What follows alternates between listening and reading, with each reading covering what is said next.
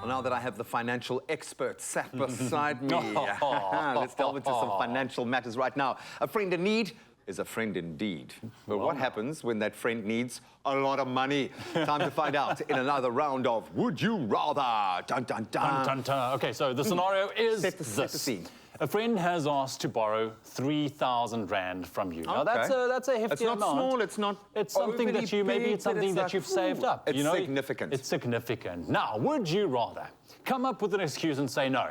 Absolutely not. Or would think like, I would want the help as well. So yes, I will lend you the money.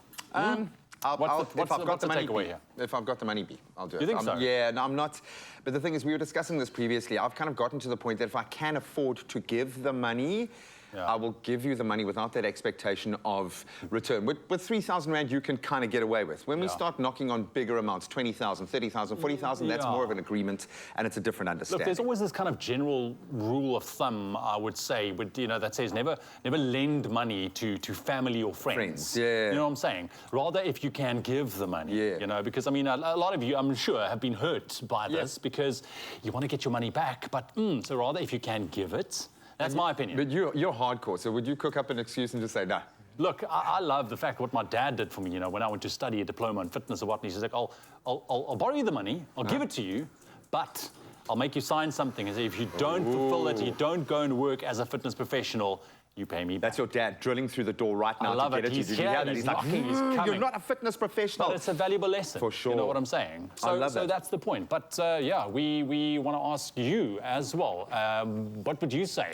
Let's see what everyone's thinking. So Shireen weighing in immediately, as she often does. We love you, Shireen. A bit of a scenario because when you borrow money between friends, it could ruin your friendship. Yeah, absolutely. Then also, if the friend is in a very difficult position, I would consider, especially when it's someone trustworthy. And it takes a lot for a person to ask for financial help. Bear that in mind. Yeah. So it's, hopefully they're not coming there lightly. Yeah, no, absolutely. Look, you get both sides of that spectrum as well. You know, that's a very difficult answer because of being very proud. And the others just, come on, man, you've got it. Anyways, Hlongwane says, I just come up with an excuse and say no, because when it's time to pay back the money, they'll come up with excuses and end up without getting your money back. Somebody's been burnt. Somebody's felt the pain.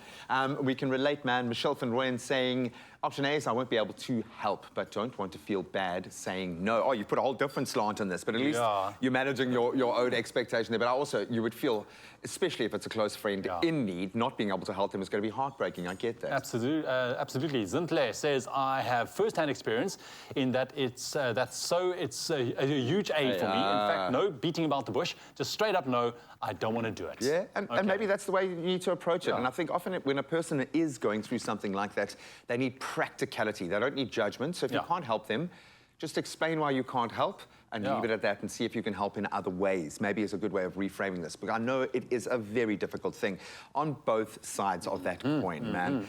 But at least you've got your friends. Either way. Exactly. Now, when in need, rather rely on the bank. That's the best for you and your money. As a Nedbank client, you can get 200 Rand cash back every month for the duration of your loan when you take out a personal loan and open a Savvy account. Now, for more information, you can visit the website nedbank.co.za.